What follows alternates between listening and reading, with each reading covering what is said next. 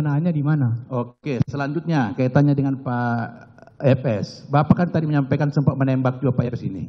Siapa, Pak? Dengan senjata apa dipakai? Sama? Glock, Bapak. Glock juga. Itu Glock juga harus dikokang dulu ya? Dikokang dulu. Jadi Pak FS itu melakukan kokang juga dengan 2 tangan? 2 tangan, Pak. Dikokang 2 tangan? Dikokang 2 Tapi yang pakai sarung tangan cuma 1? Sarung tangan cuma 1? Cuma kanan? Cuma kanan. Warnanya yang Bapak sampaikan? Warna hitam.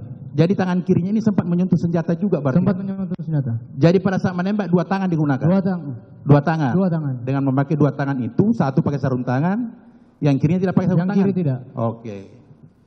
HS seperti itu juga? HS sama, Pak. Sama? Sama. Memakai 2 tangan menembak? 2 tangan juga. Yang 1 pakai sarung tangan, yang 1 tidak? Yang 1 tidak. Menurut pemahaman saudara, ketika dia pakai sarung tangan, untuk apa pakai sarung tangan? Saya tidak tahu, Pak. Sementara hanya memakai 2 tangan juga? Yang pakai sarung tangan kan Pak FS. Ya. Bapak tanyakan ke Bapak FS, bukan ke saya. Ya ini kan Bapak saksi di sini, PPS nggak ada.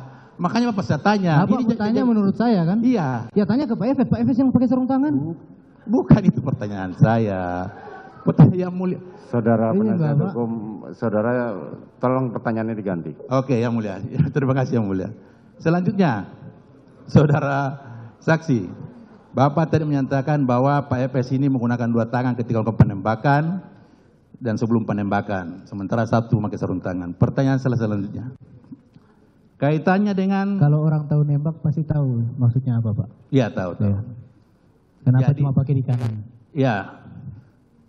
Pertanyaan saya selanjutnya, jarak antara Joshua dengan Bapak ketika melakukan penembakan?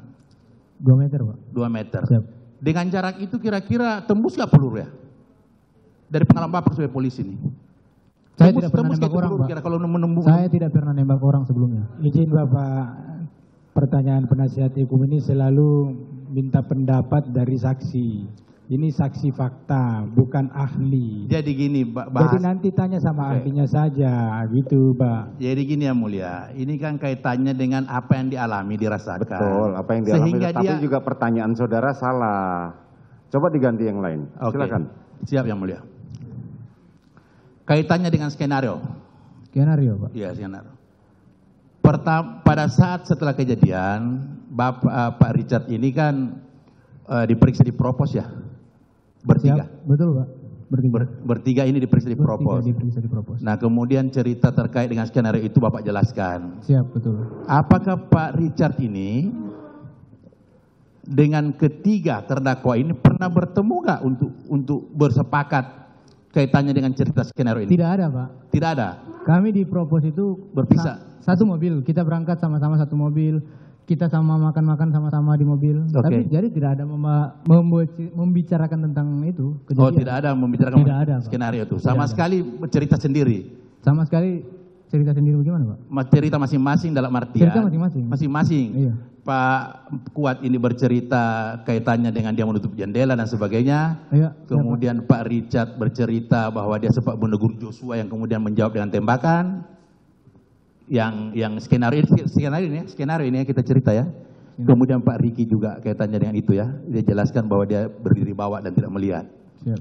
Nah, selanjutnya Pak Richard, apakah Bapak tahu bahwa di Duren 3 nih, di Duren 3